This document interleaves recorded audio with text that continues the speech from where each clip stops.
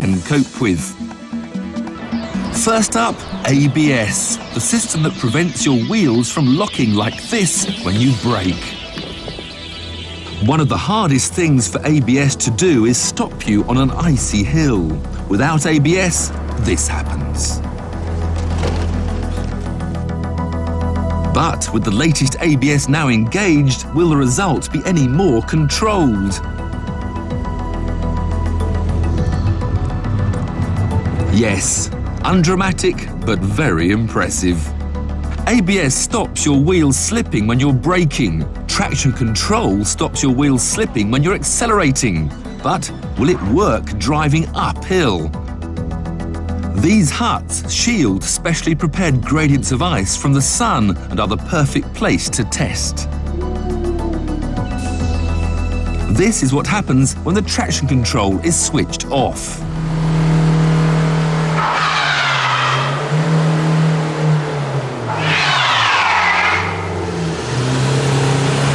No traction control, no traction. Come on, come on. All right, I'll dip the clutch. Proper driving technique for ice. Very gently. Gently.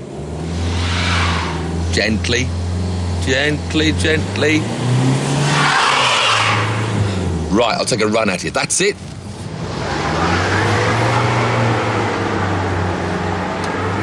No matter what I tried, the front-wheel drive X-Type wasn't going up.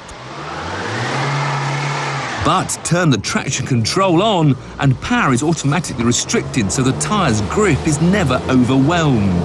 The hill is conquered with no fuss at all.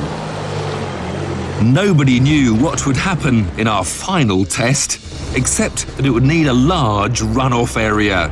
To test the Electronic Stability Programme, ESP, we headed onto a frozen lake the size of central London. You can probably just spot me in the distance. ABS and traction control stop wheel slip in a straight line, but ESP stops you skidding sideways. Just 1% of drivers know how ESP works, yet I think it should be fitted on every car. The test is to try and swerve round one obstacle, then a second, and then a third. To begin with, we'll keep the ESP turned off.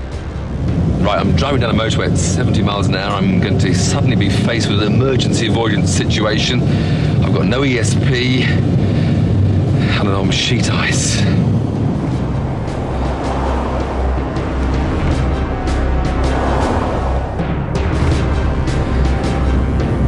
Hold tight.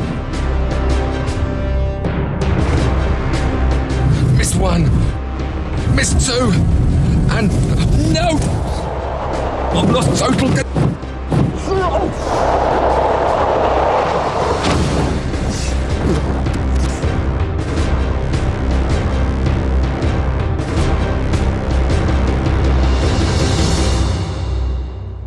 Oh, I pulled a muscle in my neck.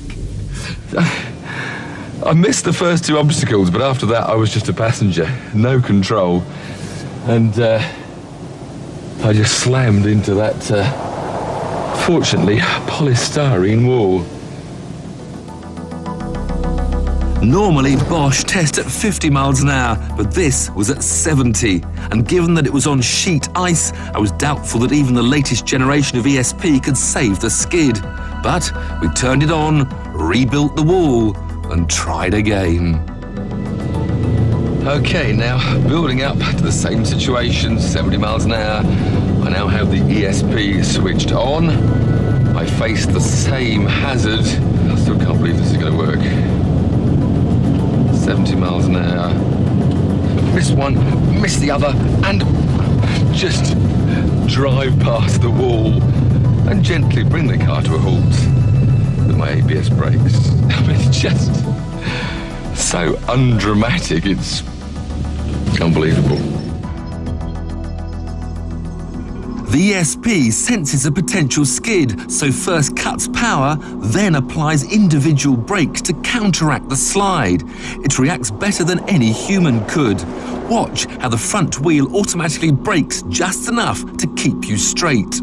It's easy to see why Mercedes reckon ESP cuts accidents by 1/3, while Toyota say by 1/2. Miss 1, miss 2. If the system works here, it'll work anywhere.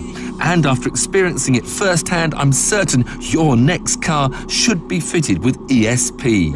Just remember, different car makers may call it different things, like DSC, VSA, or VSC. Without ESP, you risk a crash like this. And the thing you hit may not be so soft.